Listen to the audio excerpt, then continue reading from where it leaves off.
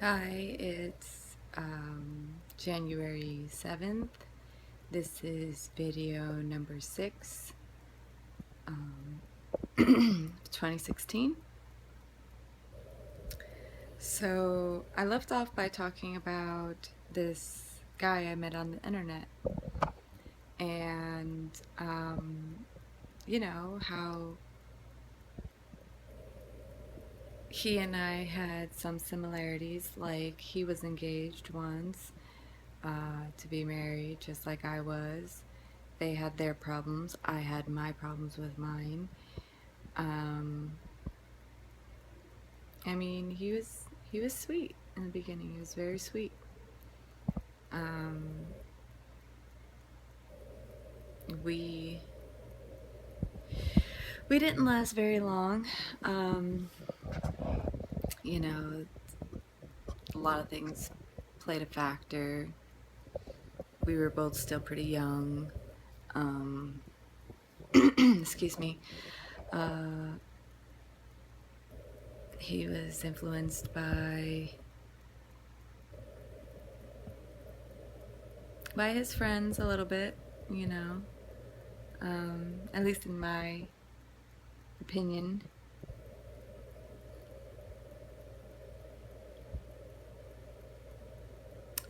I know I talked about a little, just briefly, how I wanted to move back to the East Coast. And, there are days, even now, where I've considered moving back home, maybe, getting back to my roots or something. I don't know. Um, like, it's always a 50-50 toss up. Like, part of me wants to, but another part of me just doesn't because, like, of the adult life that I've created over here living on the West Coast. Um, I've met a lot of interesting, cool, awesome people. I don't know if I would have met the same if I stayed back east. I mean, yeah, visiting now and again is fine, you know, but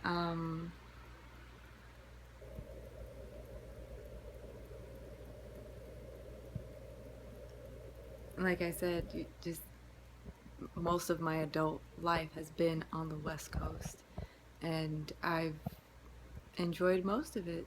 I mean, there are some dark, slippery slopes that, you know, happened along the way. Um, but it's why I'm here talking about it. It's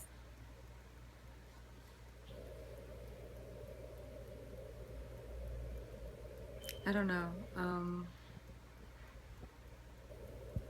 It's hard. It's really hard to explain and to put into words of the things that I've had to overcome. Like that relationship that I had with the guy that I met on the internet. It, it was good while it lasted, but it just kind of hurt in the end, like any relationship.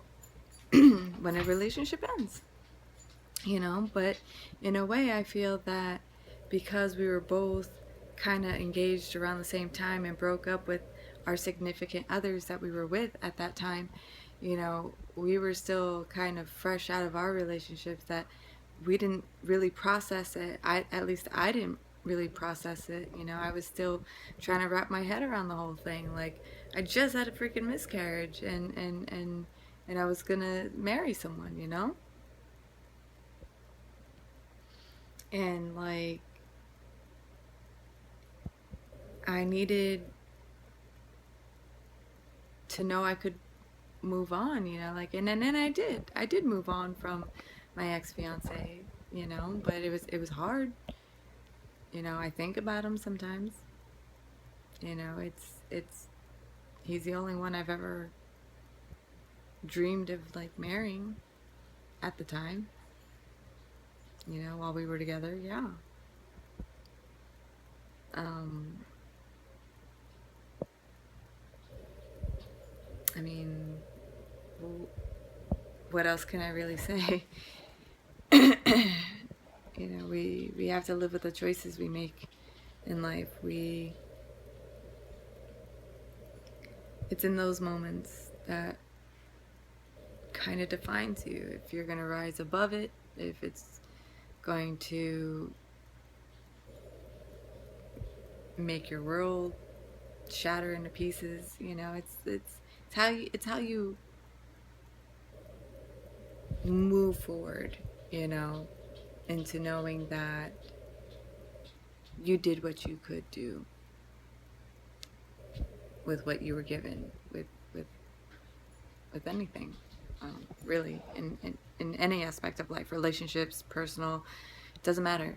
In anything you do, it's about how you rise above those problems, those tests that life throws at you. You know, I'm learning every day, every day, every day, because every day is a gift, and I don't intend on wasting it. At least, you know, at 2016, I woke up and I was like, all right, today's a new day. Today's a day for change, a change for independence, change for independence. You know,